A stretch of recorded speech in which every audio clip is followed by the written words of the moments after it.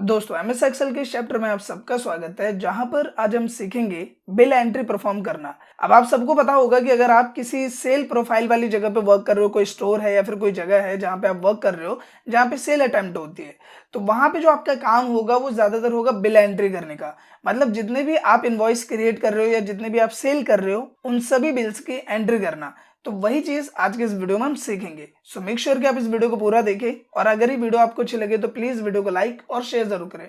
तो बिना किसी देर के शुरू करते हैं इस वीडियो को। तो यहाँ पे सबसे पहले हम फॉर्मेट क्रिएट कर लेते हैं। तो सबसे पहली चीज जो इसमें हम पुट ऑन करने वाले हैं वो है इनवॉइस नंबर या फिर बिल नंबर। तो ये चीज हमने यहाँ पे जगह दी। इसके बाद हम यहाँ पे देंगे जो भी हमारा प्रोडक्ट है, तो हमने यहाँ डाल दिया प्रोडक्ट डिस्क्रिप्शन, ये हमने लिखा। फिर इसका भी जो साइज है वो हम बड़ा कर देंगे यहाँ पे। फिर यहाँ पे आते हैं तो उसका क्या रेट है, कितनी क्वांटिटी कस्टमर ने ली है और उसका क्या अमाउंट है, तो ये चीज़ हम यहाँ पे डालेंगे। और इसके बाद उस पर कितना हम जीएसटी लगा रहे हैं और इसके बाद क्या टोटल अमाउंट है जो हम कस्टमर से ले रहे हैं, तो वो चीज़ हमने यहाँ पे पुट ऑन कर दी। अभी करने के बाद हमारा एक जो फॉर्मेट लेंथ है वो यहाँ पे सेट ऑन हो जाती है। इसके बाद हम इस एरिया को सेलेक्ट करेंगे जहाँ पे हम हेडिंग देंगे कंपनी का नाम। तो हमने इसको सेलेक्ट किया और हमने इसे कर दिया मर्ज। मर्ज करने के बाद इसके अंदर हमें कंपनी का नाम देना है। तो सपोज जो हमारी कंपनी है वो है गारमेंट की, कपड़ों की दुकान है, तो हमने यहाँ पे डाल दिया मोहन गारमेंट्स प्राइवेट लिमिटेड।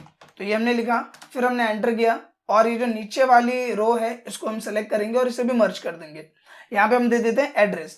तो मैं यहाँ पे एक एड्रेस लिख देता हूँ, सदरपुर सेक्टर 45 नोएडा यूपी 201301। इसके बाद एंटर करते हैं और इस एरिया को सेलेक्ट करते हैं। और जो भी चीज़ हम इसमें कर रहे हैं, जैसे कि हम क्या कर रहे हैं बिल एंट्री, तो वो हम यहाँ पे इसकी जो हेडिंग है वो हम यहाँ पे दे देते हैं। तो ये चीज़ हमने की। अब ये करने के बाद इसको हम सेलेक्ट करेंगे पूरे को इस तरह से, और सेलेक्ट करने के बाद यहाँ पे कर देंगे ऑल बॉर्डर्स। तो ये बॉर्डर वाले ऑप्शन में आप जाइए, यहाँ पे ऑप्शन मिलता है ऑल बॉर्डर्स का, इस पर आप क्लिक करोगे और ये फॉर्मेट आपका रेडी हो जाएगा।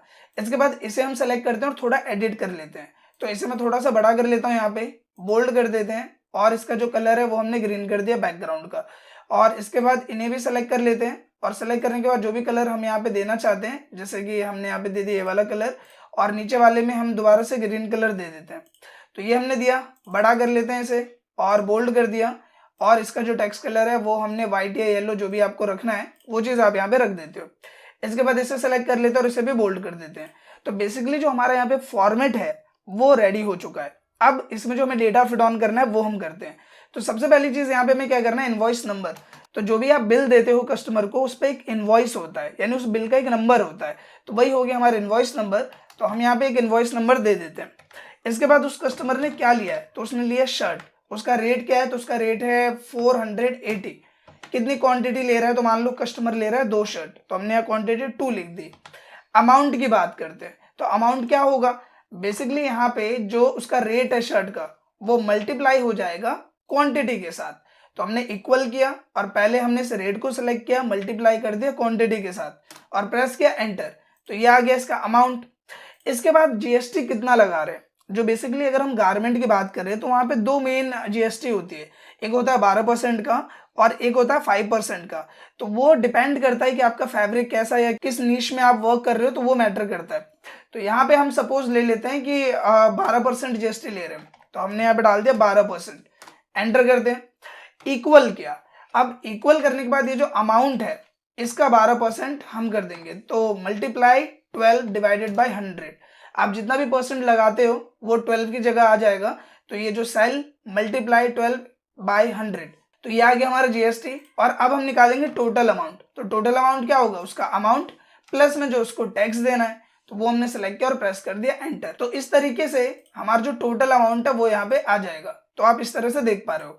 अब यहाँ पे हमें एक चीज और करनी है कि ये जिन चीजों पे हमने ये इक्वेशन अप्लाई करी है, आपने देखा था मैंने सेल को सेलेक्ट करा फिर मल्टीप्लाई इससे करा, इसे हमें ड्रैग कर देना पूरा जो हमारा रेंज है वहां तक। तो मैंने यहाँ तक इसे ड्रैग कर दिया और इसे भी जो है वो हम इसी तरह से ड्रैग कर देंगे। और सेम यही चीज हम इस वाले सेल के साथ भी करने वाले हैं। तो हमने इसे सेलेक्ट किया।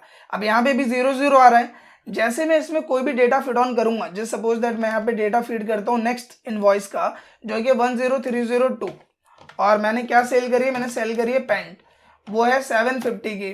क्वांटिटी कितनी है 1। जैसे मैं एंटर करूंगा आप देखोगे ये सारा डेटा अपडेट हो जाएगा। यहाँ नॉर्मली अमाउंट आ गया है, यहाँ पे इसका जो भी जीएसटी लग रहा है वो आ गया और जो टोटल अमाउंट है वो आ गया है। तो इसी तरह से जो पूरा डेटा है आपको जो बिल एंट्री में करना है, जितने भी आप सेल करते जाओगे उन सबकी एंट्री आपको 1 बाय 1 करना है। तो नॉर्मली देख पा रहे हो आप यहाँ पे मैंने थोड़ी सी वीडियो फॉरवर्ड कर दी है और ये सारा डेटा मैंने फिल कर दिया है। तो जितने भी मान लो सपोज आज की डेट में जो भी हमारी एंट्री हुई है वो यहाँ पे आ गई। अब इसके बाद एक चीज आपको और करनी होती है जो होता है ग्रैंड टोटल। तो हम यहाँ पे क्या करेंगे, इस जो एरिया है इसको हम मर्ज कर लेंगे यहाँ पे। तो हम इसे सेलेक्ट करते हैं और यहाँ पे कर देते हैं मर्ज, पूरे को सेलेक्ट किया और कर दिया मर्ज। और यहाँ पे हमने लिखा टोटल सेल्स कितनी हुई हमारी, तो हमने ये किया। यहाँ पे आना है और आपको एक शॉर्टकट की प्रेस करनी है जो कि है ऑल्ट इक्वल। जैसे ही आप ऑल्ट की को होल्ड करके इक्वल प्रेस करोगे बाय डिफॉल्ट आप देखोगे कि यहाँ पे सम का फॉर्मूला आ जाएगा और ऊपर की जो रेंज है वो ऑटोमेटिकली सेलेक्ट हो जाएगी। प्रेस करना एंटर और जो टोटल सेल हुई है वो यहाँ पे आ जाएगी। इसके बाद इसे सेलेक्ट करके आप बोल्ड कर दो और यहाँ पे बॉर्डर अप्लाई कर दो।